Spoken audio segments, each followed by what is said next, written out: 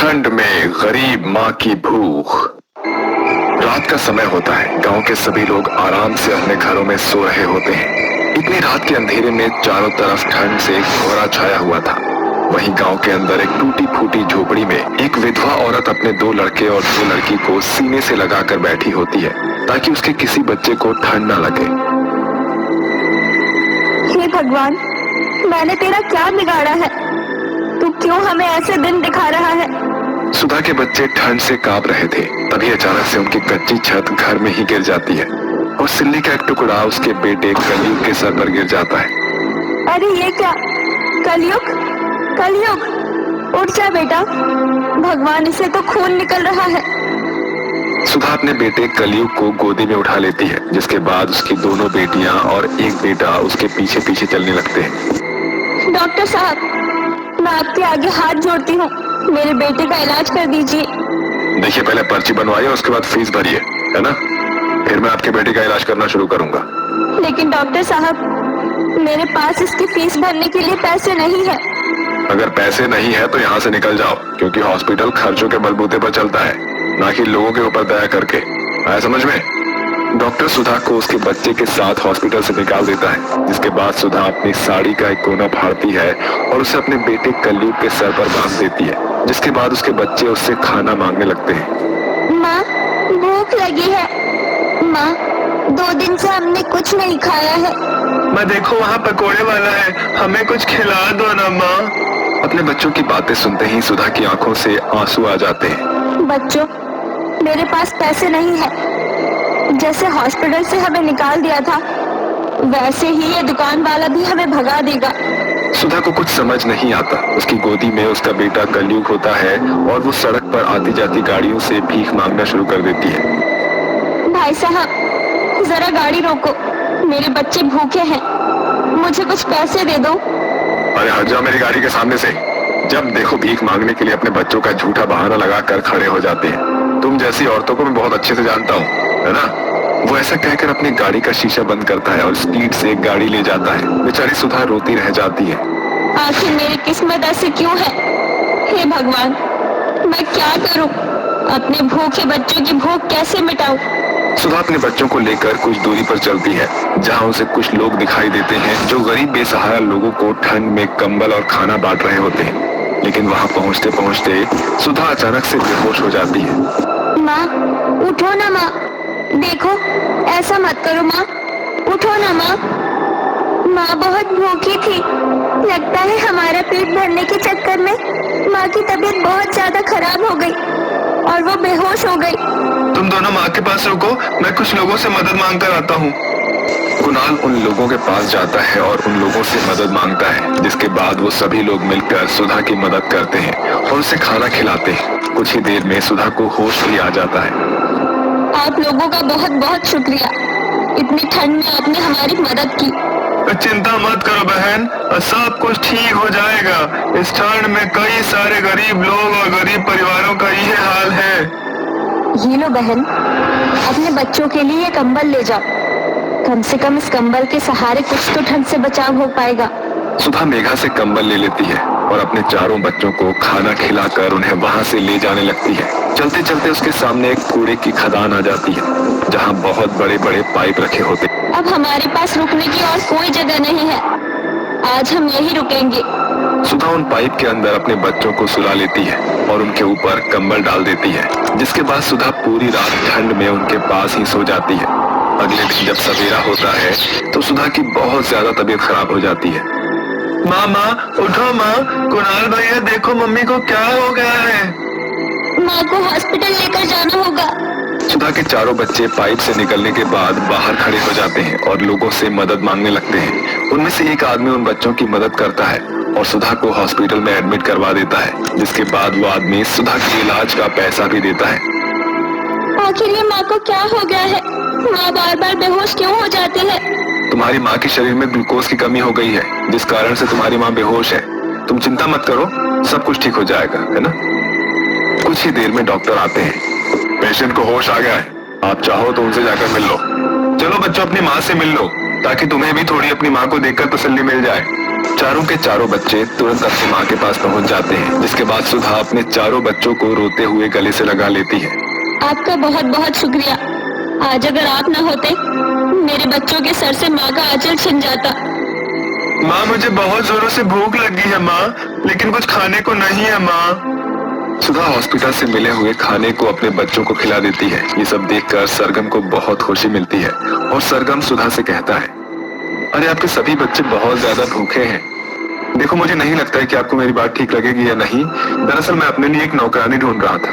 अगर तुम चाहो तो मेरे घर में भी काम कर सकती हो और अपने बच्चों को भी पाल सकती हो। जो मेरे लिए बनाओगी वही अपने बच्चों के लिए बनाकर भी उनकी भूख मिटा देना। आपने मेरे लिए इतना सोचा, आप किसी फरिश्ते से कम नहीं हो। सरगम सुधा और उसके चारों बच्चों को अपने साथ अपने घर में ले आता है, जिसके बाद सुधा सरगम और अपने चारों बच्चों के लिए खाना बनाती है। खाना बनाने के बाद वो सबसे पहले सरगम को परोस देती है। ये लीजिए, खाना खा लीजिए। सुधा, तुम्हारे बच्चे कहाँ हैं? उन्हें भूख नहीं लगी? और तुम भी यहाँ बैठकर खाना खाओ। आप खाना खा लीजिए, जो खाना बच जाएगा मैं अपने बच्चों को खिला दूंगी। और मेरी भूख की चिंता मत कीजिए, मेरे बच्चे पेट भर खाना खा लेंगे तो मेरी भूख मिट जाएगी। हे भगवान, तुम्हें कैसी बातें कर रही हो? अपने बच्चों को बुलाओ और तुम भी यहाँ बैठो, हम सभी लोग एक साथ खाना खाएंगे। ये सुनकर सुधा बहुत खुश होती है, जिसके बाद सुधा अपने चारों बच्चों को बुला लेती है और खुद भी अपने बच्चों और सरगम के साथ बैठकर खाना खाती है। उस दिन सुधा पेट भर कर खाना खाती है और उसके बच्चे भी।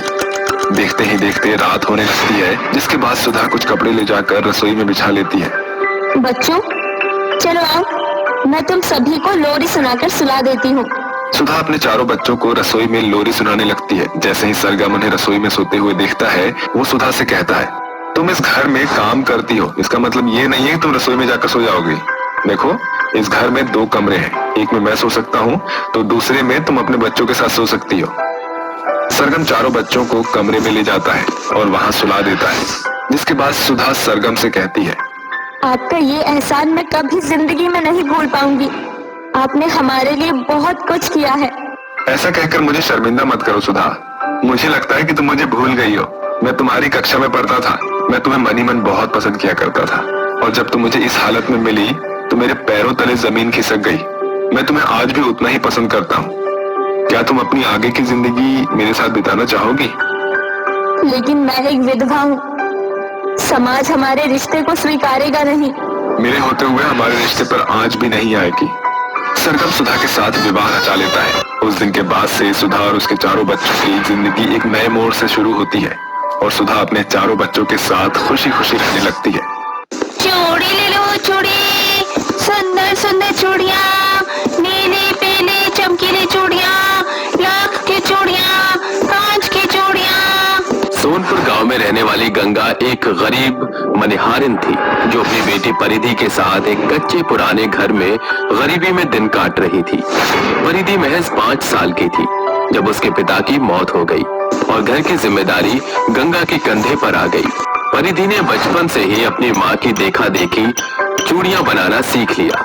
गरीब का जीवन होता ही ऐसा है, उनके बच्चों को झूले और झुनझुने के झिलमिलाहट कहाँ सीखना नसीब होता है। हे भगवान, आज तो सिर्फ 1 ही दर्जन चूड़ियाँ बिकी है। इतनी महंगाई में आटे दाल का भाव भी इतना तेज हो गया है कि इस 20 रुपए में 1 किलो आटा भी नहीं मिलेगा। जो भगवान की इच्छा।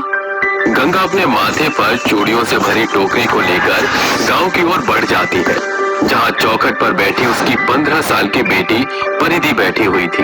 अरे माँ, अब आ गई? हाँ बेटी, पता नहीं किसका मुंह देख कर गई थी। दिन भर में बस बोनी हुई है।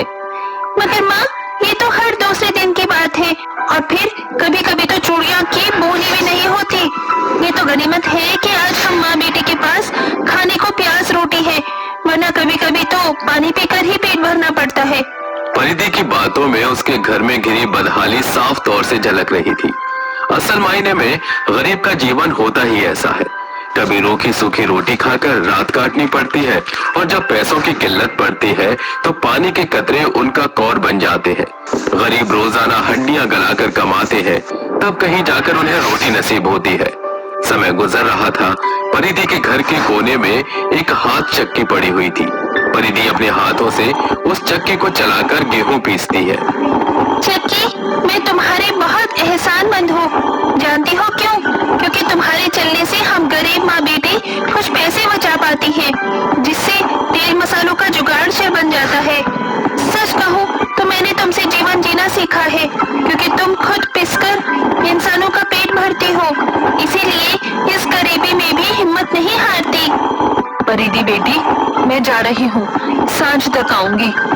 ये सोचकर गंगा चूड़ियां बेचने निकल पड़ती है। भगवान ने जैसे उस दिन अपनी नजर उस मजबूर माँ पर फेर दी थी, दिन भर में गंगा ने बहुतेरी चूड़ियां बेच दी। उस दिन उसने 500 की कमाई की थी, जिसे देखकर उसकी आंखों में खुशी की झिलमिलाहट थी। शुक्रिया भगवान, आज मैं परिधि के लिए जलेबी और पानी पूरी लेकर जाऊंगी, उसे बहुत पसंद है। आज मौका भी है, दस्तूर भी और खरीदारी का दाम भी। गंगा से खुशियां संभालते नहीं संभल रही थी। वो हड़बड़ाहट में आगे बढ़ ही रही थी कि अचानक एक ट्रक उसे जोरदार टक्कर मारकर चला जाता है और चूड़ी के साथ गंगा भी सड़क के बीच ढेर हो जाती है। जैसे तैसे गंगा की जान तो बच जाती है, मगर वो कोमा में चली जाती है। कई दिन बीत जाते हैं, न तो परिधि के पास पैसे होते हैं, न कमाने का कोई जरिया। वो चक्की के पास बैठी रो रही थी। सब कुछ खत्म हो गया चक्की, माँ भी जिंदा लाश बनकर रह गई है। मेरे पास एक खोटी कौड़ी नहीं, जिन चूड़ियों को बेचकर घर का चूल्हा जलता था वो भी नहीं बची। अब तुम्हें पिसना नहीं पड़ेगा। ऐसा कहते हुए परिधि के मन का दुख आंखों में उतरकर चक्की में घुल मिल जाता है। तभी अचानक चक्की एक तेज तीखी सुनहरी चमक में इठलाती हुई झूमने लगती है और उसके बीच के हिस्से से एक चमचमाती सोने की चूड़ी का बंडल बाहर आता है, जिसे देखकर परिधि की आंखें बड़ी हो जाती है। अरे ये कैसा चमत्कार है? इस चक्की में से सचमुच सोने की चूड़ी निकल रही है या ये मेरी आंखों का धोखा है? परिधि खुद से ये सवाल ही कर रही होती है कि अचानक जादुई चक्की के पत्थर पर आंख नाक मुंह बन जाता है और चक्की बोलती है, परिधि, ये खरा सच है, मैं एक जादुई चक्की हूँ। लो, इस सोने की चूड़ी को बेचकर अपने घर के दुख दूर कर लो, और जब भी तुम्हें जरूरत हो तो मुझ जादुई चक्की से जितनी चाहो सोने की चूड़ियाँ मांग सकती हो। मैं तुम्हारी मनोरथ को पूरा करूंगी। शुक्रिया जादुई चक्की, इस समय मुझे तुम्हारे साथ की जरूरत थी। परिधि उसी पलछिन सोने की चूड़ी को लेकर सुनार के यहाँ बेचने चली जाती है, जिसके बदले में उसे एक बड़ी रकम मिलती है। उन पैसे से वो अपने घर के खाली खत्तों को भर लेती है और झटपट से खाना बनाकर अपनी माँ को खिलाती है। तभी आधी रात उनके घर को तेज तूफान घेर लेता है और बिजली की गड़गड़ाहट सुनकर परिधि नींद से जाग जाती है। अरे छत पर चढ़ी फूस की छप्पर तो हटती ही जा रही है। ये घर अब ज्यादा दिन तक नहीं टिकने वाला, मुझे नए घर की जरूरत है। कुछ देर बाद तूफान थम जाता है। अगले दिन परिधि जादुई चक्की को चलाते हुए उसे अपनी अभिलाषा बताती है। जादुई चक्की, मुझे सोने की चूड़ियाँ दो। जैसे ही चक्की का एक चक्कर पूरा होता है, उसके भीतर से निकल रही सुनहरी चमचमाहट चारों ओर छिटक पड़ती है और चक्की से इठलाते हुए सुंदर सुंदर सोने की चूड़ियों के बंडल बाहर आने लगते हैं। तुम्हारा बहुत बहुत शुक्रिया जादुई चूड़ी चक्की, मुझे तुम्हारी मदद करके अच्छा लगा। परिधि उन सभी चूड़ी को सुनार से बेचकर मिले हुए पैसे से अपनी खातिर सुंदर सा घर बनाकर रहने लगती है, मगर गांव के लोगों को उसकी ये खुशियां खलने लगती हैं। तभी एक दिन कलावती लोगों के साथ उसके घर आती है। अरे कलावती काकी, आप सभी यहाँ? सब गनीमत तो है? ज्यादा पहेलियां ना बुझा परिधि, सच सच बता, ये घर कौन सी कमाई से खड़ा किया है? क्योंकि तेरी माँ ने तो महीने से खटिया धर रखी है। पैसे का पेड़ हाथ लग गया है क्या, जो इतनी तरक्की बटोर ली? या फिर मुंह काला कराई हुई कमाई से बनाया है ये घर? ये सुनकर परिधि की आंखों में आंसू भर जाते हैं और वो बोलती है, ऐसा कुछ नहीं है काकी। तो फिर कैसी बात है परिधि बिटिया? सच बोलकर झुका दे इन उंगलियों को जो तेरे दामन पर उठ रही है। सरपंच काका तेरे साथ है। परिधि पूरे गांव गढ़ को जादुई चूड़ी चक्की का सारा सच बता देती है, जिसे सुनकर सभी के कान खड़े हो जाते हैं। जादुई चूड़ी चक्की? अरे आप सब इसकी मनगढ़ंत बात मत मानिए। भला अनाज पीसने वाली चक्की से चूड़ियाँ कैसे निकलेंगी? आइए मेरे साथ, मैं अभी दूध का दूध और पानी का पानी कर दूंगी। मेरी जादुई चूड़ी चक्की, जल्दी से अपना कमाल दिखाओ।